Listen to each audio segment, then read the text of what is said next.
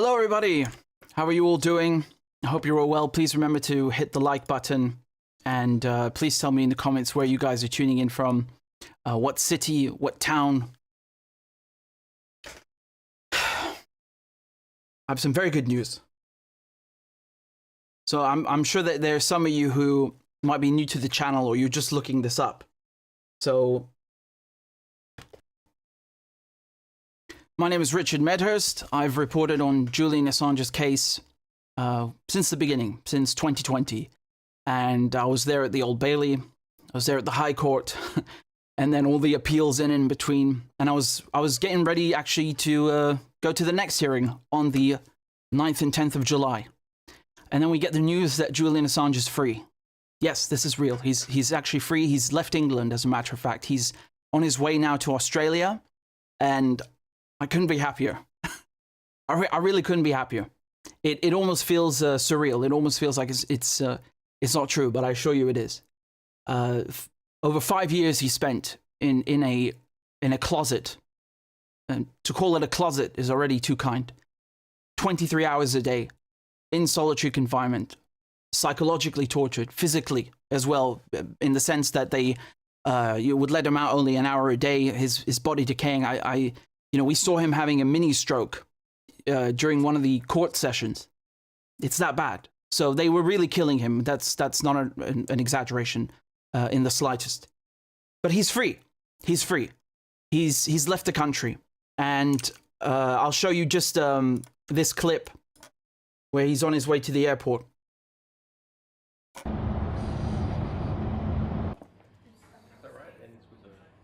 Well, it'll have a number. We don't. Okay.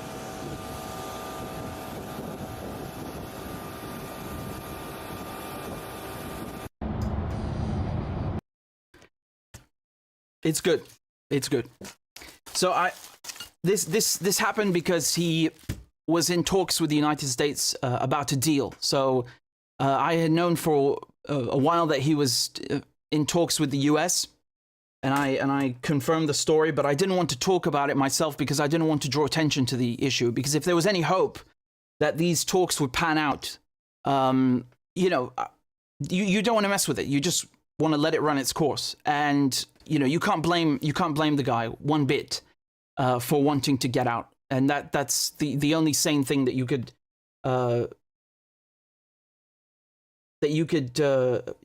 tell him, right, is to get out. And the way this worked is that the first time they offered him an initial deal, okay? They said that you come to the United States and we will do the whole thing in the US and then you can go free. And of course he turned the deal down because you can't trust the Americans to let him walk free after he's brought to the United States, right? I mean, as a matter of fact, if anything, it sounds like a trap, right? So that was declined. And then the second deal was that he would plead guilty to mishandling classified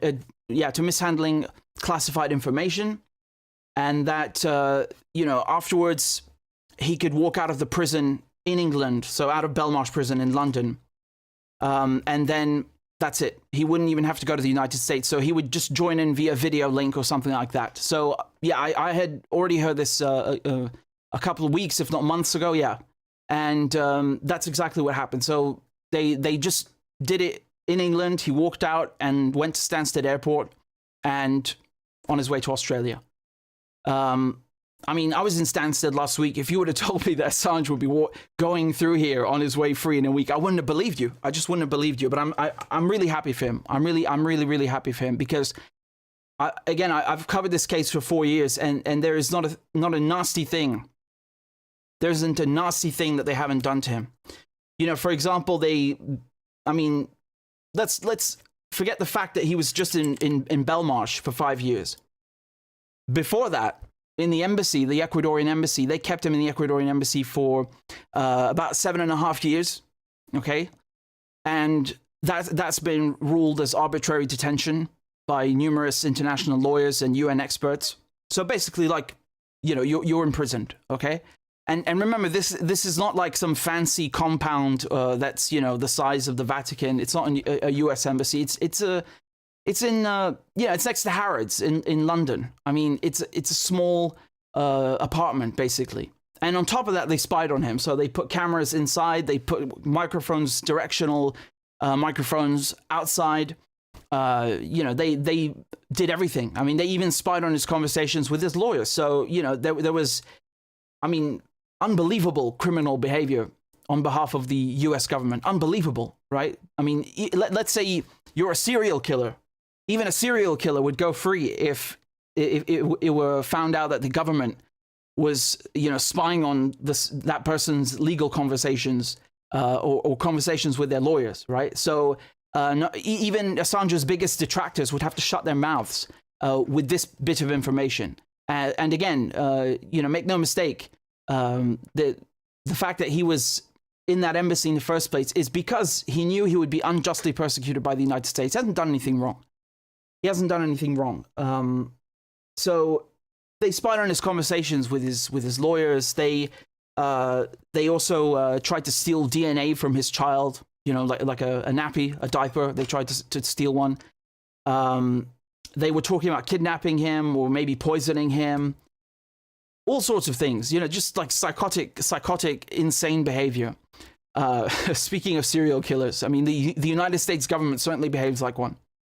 So that's just in the embassy, right? There's no case yet even, but he knows that they're trying to go after him. And then all his suspicions turned out to be true when they took him out of the embassy. Now it wasn't illegal for the Metropolitan Police to go in the embassy, but the way that this happened is, shady to say the least. The Americans went and got to the newly elected Ecuadorian government to withdraw Julian's citizenship. They also, dangled an IMF loan in front of them. Yeah, lots of money involved, billions of dollars involved. They withdrew his citizenship, and then on top of that, which they did illegally, by the way, under Ecuadorian law, there was no due process with that whatsoever, no oversight, didn't go through a court, just arbitrarily withdrew it. And then afterwards, they also, by sending in the police, they didn't violate the Vienna Convention, but they violated Julian Assange's human right to asylum, which is, again, your right to asylum, it's a human right. It's recognized by every country. It's enshrined in international law. It's one of the most fundamental, basic concepts in international law. No dispute here. Okay, there's no discussion. They violated that, and then took him to a bail hearing, and in a matter of minutes, they convicted him of jumping bail. So that's 51 weeks in England, and then the real knives came out. So while he was doing the 51 weeks, the Americans unsealed an indictment, then a second one, right, an additional one. Unbelievable, right? Never seen before. So now we understood the real reason why they had given him 51 weeks for a bail infraction. Now we understood why they put him in Belmarsh prison, which is the equivalent of Guantanamo Bay in England. Again, an absolute hellhole. When you stand outside Belmarsh prison, it's like the Black Gate of Mordor. That's what I'd liken it to. So just an absolute hellhole. And they usually put people like if you're a terrorist or a serial killer or some like really grade A criminal, they will go and put you in Belmarsh. So the fact that they took Assange and put him there, even though he's a journalist, and even if you're his biggest detractor, you can't possibly accuse him of violent crime. So what is he doing in Belmarsh prison? That shows you it's political. Why was he given 51 weeks? That's not normal in England. Shows you it's political. Why was he kept in the cell 23 hours a day? That shows you it's political. So, every step of the way, you can see how the British authorities worked at the behest of the Americans to put him in the most miserable, most restrictive, most oppressive conditions imaginable in order to bring about psychological trauma, distress, and also causes physical health to decay and to worsen. And they succeeded in part. I was fully convinced that they were going to kill him in prison. God forbid. And I'm glad that I'm wrong. I turned out to be wrong. I'm very glad, because that's the last thing we want. And let me be very clear. The reason they took Assange and put him in prison is because he committed the ultimate quote unquote crime in their eyes. He humanized Arabs and Muslims. He humanized the victims of the United States, right? I mean, if he had done the same thing during the Vietnam War, they would have done the same. They would have also put him in prison, right? Because humanizing the victims of America is forbidden. You know, you can humanize US soldiers who invade other countries and murder people, that's fine. You can humanize drone pilots, that's fine. You can humanize the US president, that's fine. You know, you can humanize all the actors who commit, all the people who commit acts of aggression on an unspeakable scale. But the victims, you're not allowed to humanize them, right? So one person, for example, who was testifying during this extradition case at the Old Bailey, Khaled Masri, you know, he was basically kidnapped in the streets of Europe by the CIA. They tortured him. They, you know, sexually abused him. They did all sorts of things. And because of Assange, he was able to prove that in court and get compensation.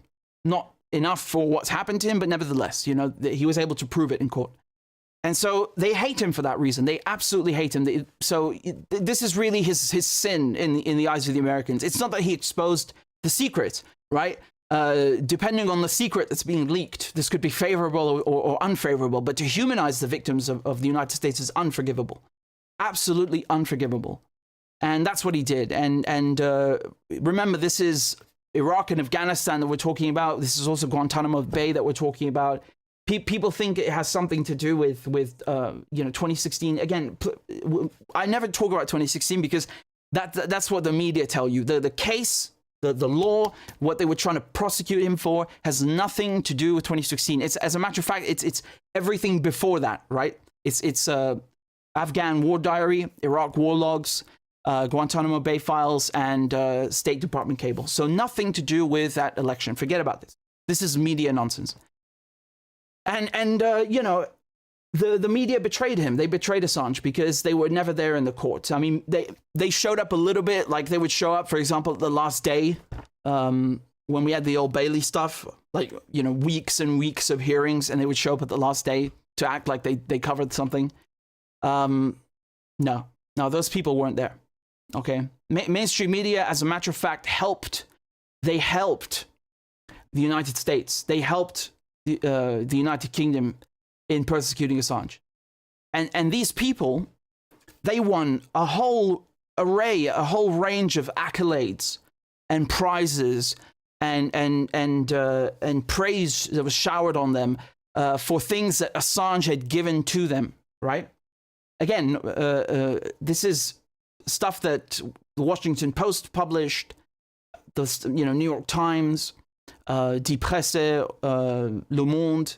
So they Der Spiegel as well. So, you know, they gained a whole bunch of praise by working with WikiLeaks. And then, you know, the moment that the state turned on Assange, they also turned against him and they started writing nonsense like, oh, well, you know, they published this joint letter saying, well, he irresponsibly published all these unredacted cables, which is nonsense. He did not publish them. That was cryptome. And, you know, even if he did, you're worried about the names of torturers and people who are involved in state crimes being known. I mean, like, this is your priority. And again, you're a journalist. You should be able to discern who actually published these first. It wasn't Assange. It wasn't WikiLeaks. So, you know, just the facts are completely wrong. Never mind their moral compass being completely off balance and out of whack. So they really turned against him. And they had years and years and years to call out this persecution. They did nothing. They wouldn't even show up to the court. I mean, you know, sometimes it was empty. We were like 10 journalists covering this thing, you know? And these people, they were lazy. They didn't care. And it's only recently that they kind of started to talk about his case. But again, they would just always throw in the usual smears. You know, they would throw in these things like, oh, he's an anti-secrecy person, or like he's a whistleblower. No, he's none of these things. He's just a journalist. He's a publisher. So, you know, there would always be a bit of propaganda like sprinkled in there about him. Always. And to me, that was not an accident. You know, this is a court case. It's clinical, it's surgical, it's precise. Either cover it properly or don't cover it. Don't come here and do like a wishy-washy job. You can't do that, right? So, I mean, forget Assange for a second. You make yourself look bad. So they completely abdicated their duty to advocate for a colleague They abdicated their duty to call out state crimes, because again, it's very easy to point fingers at China and Russia and Iran. It's but it's another thing. It's difficult to call out your own government, right? To call out Western powers as a Western journalist, which is what Assange did. That's difficult. That takes courage. That takes bravery. And Assange has got plenty of that. Assange has got plenty and plenty. And then some. So we cannot forgive the press for what they did. We cannot forgive them for their laziness. We cannot forgive them for how they stabbed Assange in the back.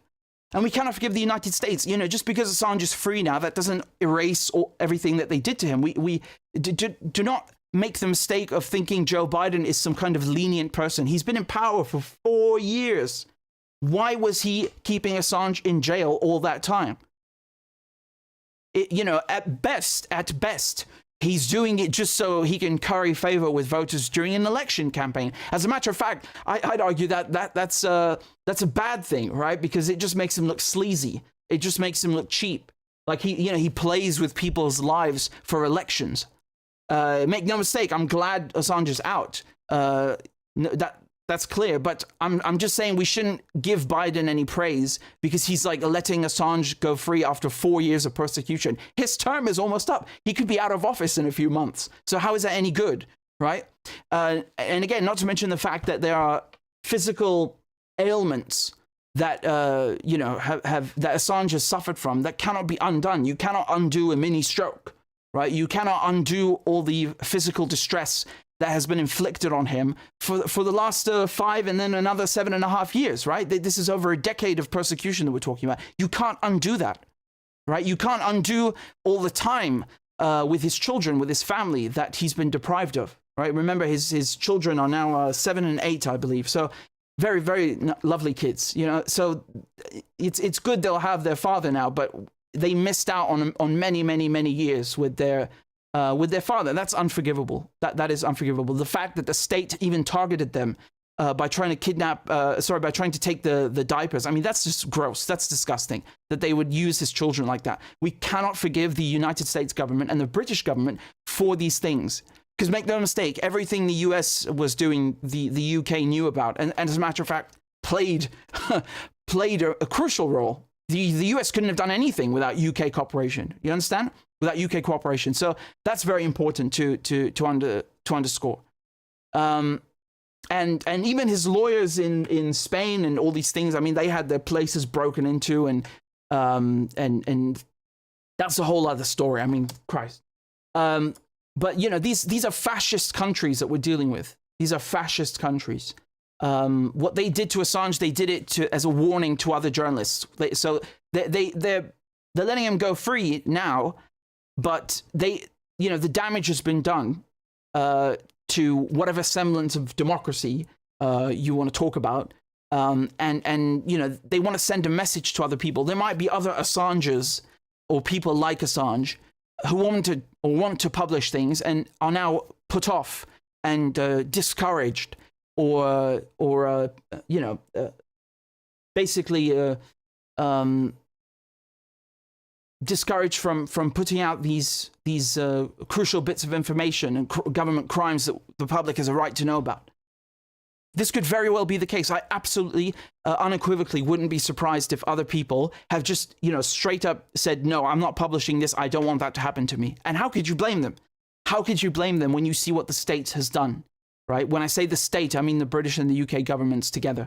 So, these are fascist governments with decorum. They put on like a costume. They put on, a show to make you think that, oh, everything is done officially. And look, we've got an officer to take you to the court. And then there's a judge who comes. It's fascist. I'm telling you. I've sat through these hearings, and it's just disgusting. Absolutely disgusting what these U.S. lawyers would sit there or stand there and argue. And again, they're actually British lawyers, but working, for the U.S. government. And the things they would say, I mean, it's like, I've covered all this stuff. It's on the channel, but just thinking of their logic, and even some things that the judges have said have shocked me. Like they looked at the David Mendoza case and they found nothing wrong with it. What do you mean you found nothing wrong with it? They promised something and then they broke the promise. You can't trust the Americans, period. Or for example, they said, well, even if the US government want to kill Assange, if he's in the United States, they don't really have a reason to kill him anymore, do they? What kind of logic is that? How do you know they won't kill him there? What do you mean? You kill someone by putting them in prison for like centuries. Yes, that's death. That's a death sentence.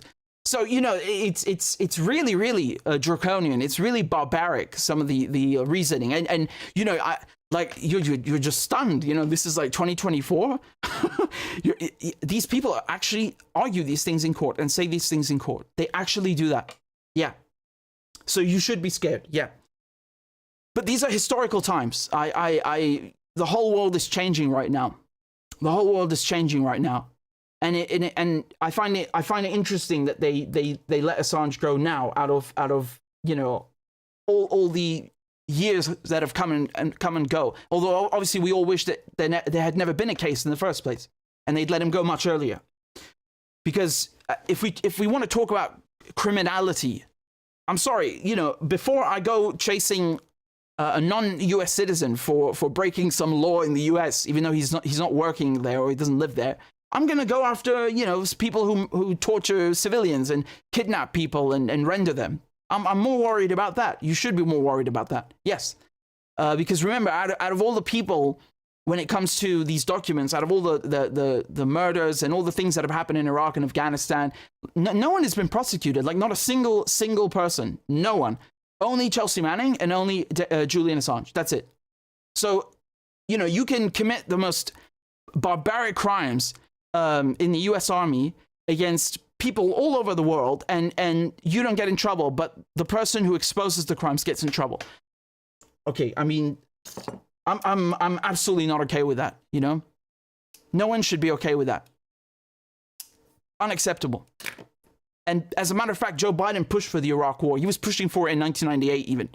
So, you know, he is the one who should be in a prison cell. The United States is the one that should be on trial. I mean, how many millions of people do you have to kill and displace before, you know, you're neutralized or pacified in a sense, right? This is unbelievable that they even have the stones to begin case, you know, court proceedings like this. Unbelievable. I mean, you know, if I were in their shoes, I'd be embarrassed to open my mouth. You know, after all these crimes are exposed, I just never bring it up. You know, and the fact that they bring these things up and then they say that they're victims, they are victims of Assange's reporting is really like the definition of dystopian. It truly is. But these are historical times. And what I mean by that is the shift to a multipolar world. It's the shift in public opinion with Palestine, in favor of Palestine. It's the resistance winning on the ground. We are experiencing, you know, a seismic shift, a truly, you know, watershed moment. That's what it is. It really is in foreign policy, in world affairs, and international relations. And so I find it interesting that they let Assange go now, and I wish they'd just done it earlier, obviously, because, you know, we're not talking about like the stars aligning or something like that. But it is interesting. It does say a lot about how the United States is feeling that it cannot prosecute, no pun intended, wars like that, and also cases like this. You know, that does show you that there's a decline in the United States' appetite, or shall we say capacity, to undertake things like this. And that's a good thing, because the United States does not behave like a rational actor, right? The United States does not behave like a rational actor. So that is very interesting. And I'm glad that he's on the way home. And, you know, what can I say? I can only thank all the people who've been fighting for Julian every single time we had a court case. You know, and you guys were out there cheering Julian on, cheering us on, you know, motivating us to just go in there and get this information out. Every single one of you who came out, even if it was just once to the court, you did a bit of good. You helped put pressure on the Americans. You helped put pressure on the British government, because they never expected it they never expected the public to find out what they're doing. They never expected the public to fight back, and you made sure to fight back. And one can only thank you for that. You know, I mean, all of these court hearings, they, you know, I'm as a matter of fact, I breathed a sigh of relief when I saw Julian released, for two reasons. Number one, because I want him to be free. And the second reason, because I'm glad there won't be a hearing on the 9th and 10th, because, man, believe me, I've had enough. But you know, they were boring and they were horrendous and just offensive, honestly, really offensive, because we're not just seeing them attack Julian in this manner. You know, as a journalist yourself, you're wondering, like, you know, are these people going to have me for dinner next, or someone else in the room? Like, yeah, it's not good. It's not good. But I do it all over again for you, mate. All right, I do it all over again. But you know, I wouldn't blame Julian if he never comes back to the UK and if he gives the UK a 0-star travel rating. I really don't blame you, mate. So cheers to your freedom. All right. Cheers to your freedom and to your family. And today is a big win. Last time in May on the 20th, I called it a small win. This is a big win. Officially a big win. All right. Good on you, mate.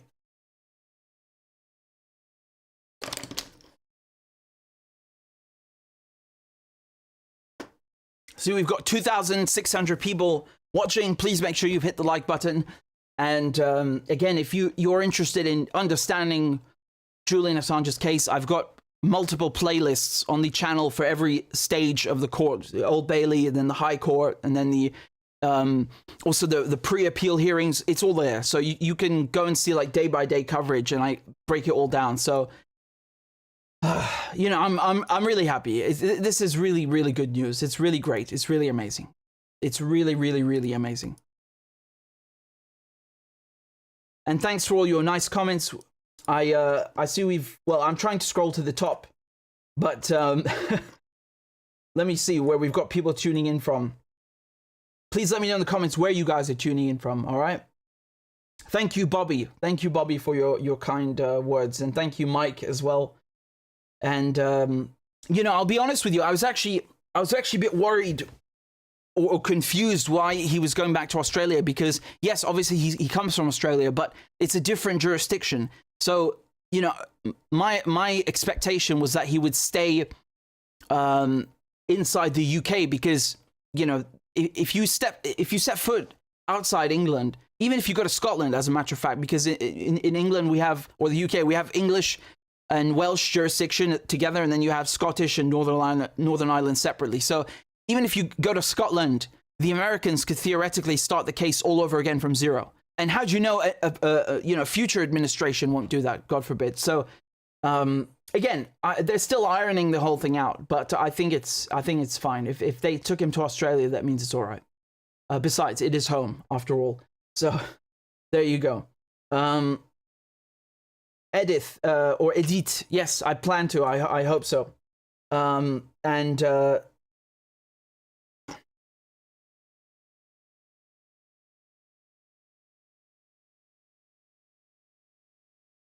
we've got people tuning in from Iraq. We've got people tuning in from Toronto, from New York, from Vienna, from Canada, from Florida, from Australia, from Wisconsin, from Gambia, from New Zealand, from California, Palestine, North Carolina. We've got Colorado, Germany, Slovenia, Mexico, Finland, Thailand, Scotland, California, London, Netherlands, Melbourne, Toronto, Minnesota, Brazil, Sweden, San Francisco, Texas, Brazil, the whole planet, basically. Thank you to all of you. Please remember to hit the like button, and thank you very much.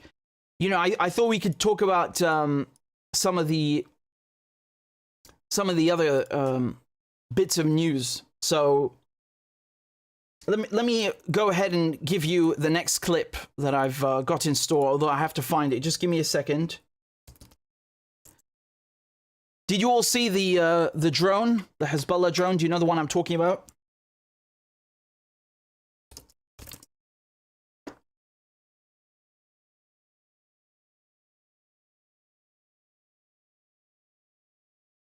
Okay, so let me go ahead and get the full thing. There it is. I won't play the full clip, but I'll show you some bits of it, because it is very, very interesting. Okay.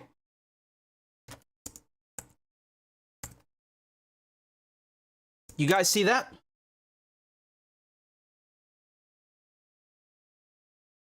Okay, let me introduce the topic to you in case you're not aware. So you guys are all aware of the drone capabilities exhibited by Hezbollah in the northern front or South Lebanon. So again, this is something the media never talk about. They don't report on it because it's very embarrassing, and it was embarrassing enough with the strikes, okay? But this drone is not an attack drone. It's a surveillance drone. And I just want to show you what they picked up, okay?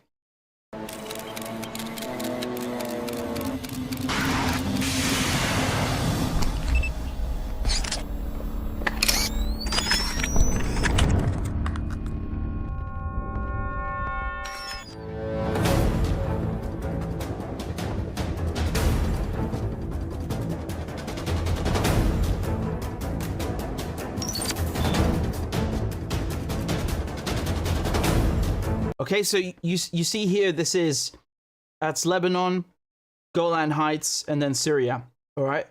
And this is occupied Palestine or Israel. Now, I mean, just look at the kind of footage that they're picking up with this thing.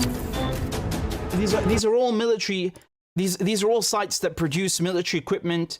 They're all classified and off-limit sites. You can see here all of the aircraft and drones that are parked on the runway.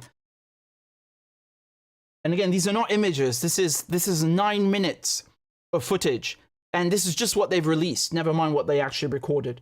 Okay, and they're just casually recording all of this this information, and the Israelis have no clue, right? No one knows the drone is up there. No one is shooting the drone down. I mean, it really is funny. It really, really, really is funny, because the Israelis, they make a lot of noise about how intelligent they are, right? They'll go and produce 1 million television shows about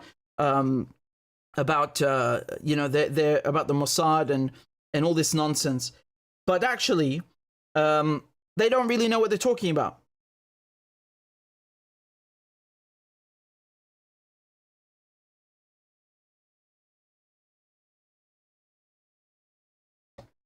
Not only that, but you know, because of this latest breakthrough in technology, they've been able to disable a lot of their eyes and ears. So this is why they don't even know that the drones are up there. So all of the reconnaissance balloons are gone.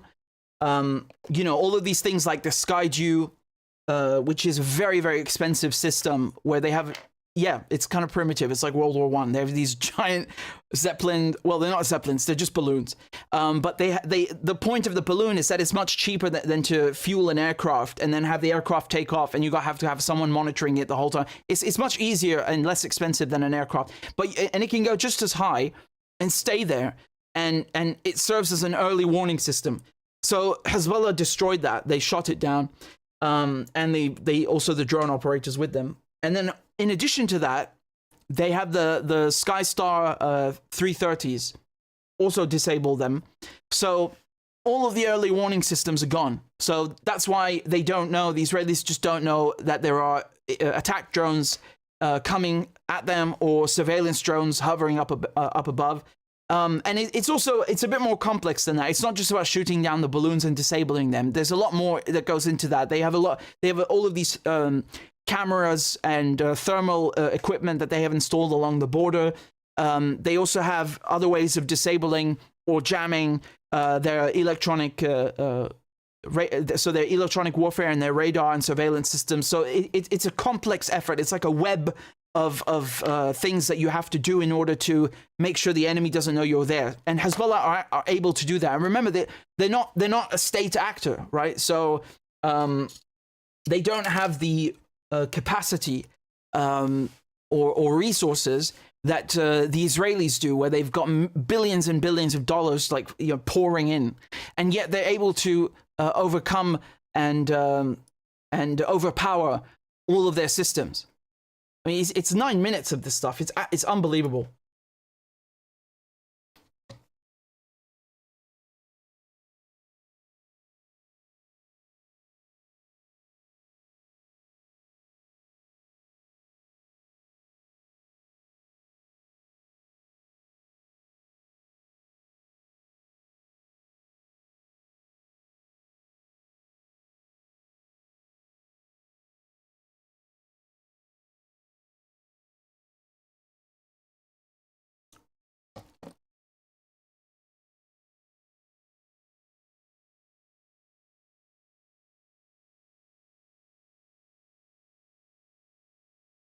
Unbelievable, really. And you should see the reactions from the Israelis on television, right? I mean, I'm trying to fetch some clips for you so you can see how nervous they are.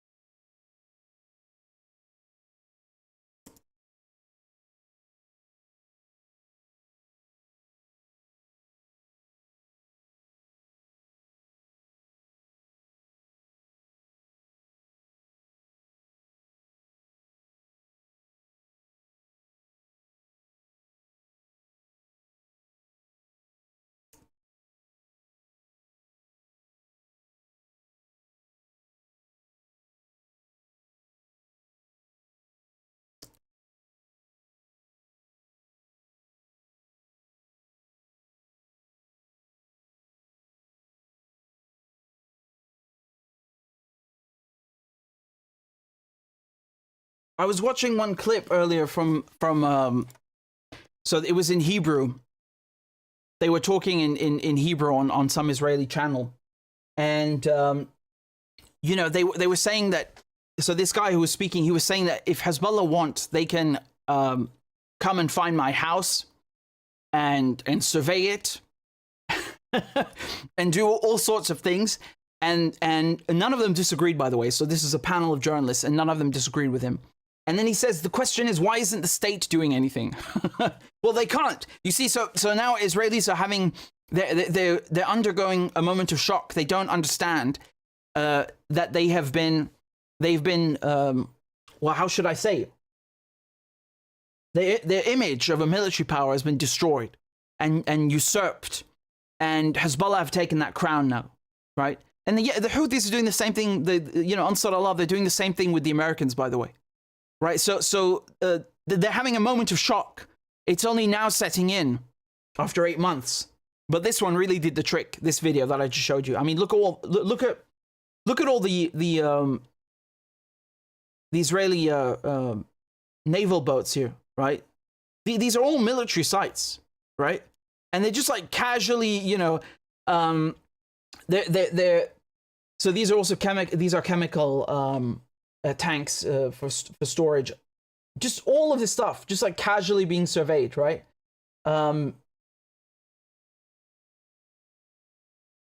It's unbelievable. It really is. So you should go and check it out when you have the time, right? So this is the Hudhud drone, right, or Hoopo, and like I said, they're covering all of the economic centers and hubs. So basically where they store oil. Or petrol, where they store chemical and other petrochemicals and other chemical solutions that have to be put in tanks. So if you target these, you cripple the Israeli army and the economy, right? That's why it's important. They're like I just showed you, they're covering the ports, they're covering the naval docks, the military docks. All of the Israeli boats, they're covering the airports, they're covering also the military plants and factories. I mean, if they wanted to, they could really cripple them. But Hezbollah have been playing quite masterfully. They've been basically chipping away at the Israelis' defenses, but just enough so that, they don't go too far and then give the Israelis a reason to send in the entire army. Okay, not that they really stand a chance, but obviously they want to mitigate any potential civilian casualties, because what the Israelis will do is they'll just go and start bombing civilians like they're doing in Gaza. So nothing new, right? But to avoid that, they've been chipping away at the defenses, but just enough so they can't, give them an excuse for a full-blown war. And it's working, and it's been working for months and months and months. And to this day, the Israelis have no clue what weapons Hezbollah really have. They estimate that Hezbollah have about 1 million different rockets and missiles and ATGMs and so on. 1 million. So that's what they estimate, but they just don't know what they have in addition. They don't know. And all their attempts to get Hezbollah to kind of reveal their additional armaments have failed. Because, the idea is, okay, if I keep attacking you harder and I keep going, I infiltrate deeper into your territory, then you'll be forced or obliged to respond with greater firepower to try and impede me from doing so.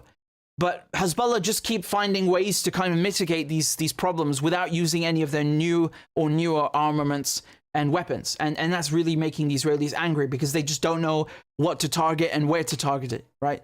So that's another advantage of this thing. And this video, I mean, they released it. Yeah, it's more of a publicity stunt, but it's an effective one because it's really got them spooked. It's really got them spooked. And, they're going, I mean, they're going over all of these installations and batteries, and they're covering not just the Iron Dome, because remember, the Israelis, they have Arrow and they have David Sling. And so that's what we also see in the video. They're covering sites that work for their medium and long range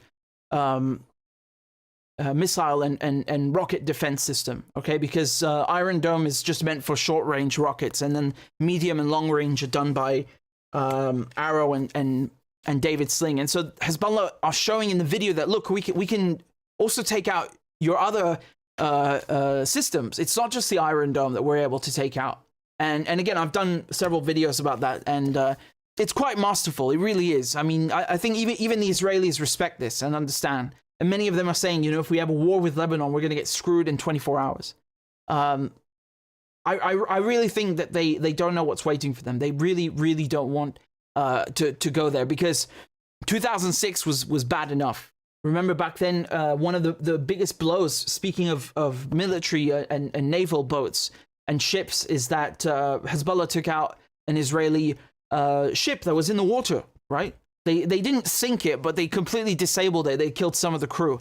The Israelis never saw that coming. They never thought that's even possible, and it happened. And that's a joke. Like 2006 will look like a joke. Really, I'm entirely and utterly convinced that it will look like a joke. The Israelis have no idea what's waiting for them. So, this is like a small taste. It's basically a way of saying, you don't want to try us.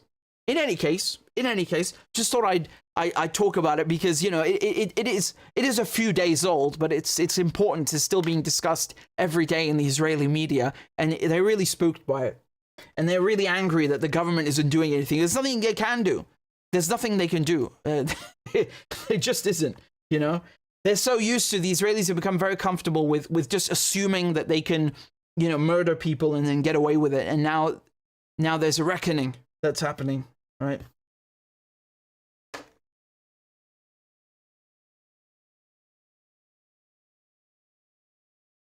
So in any case, guys, I have to do a bunch of media interviews now for the Assange news.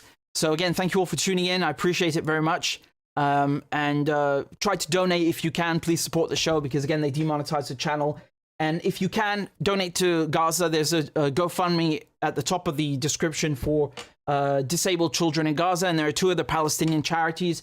Go ahead and donate to them first, and prioritize them, please, because they need it. So thank you all for tuning in. I would normally say free Palestine, free Assange, but we've already got 1 out of 2, so there we go. Very good news all around. Thank you very much, guys. Cheers. Bye-bye. Take care. Ma salama.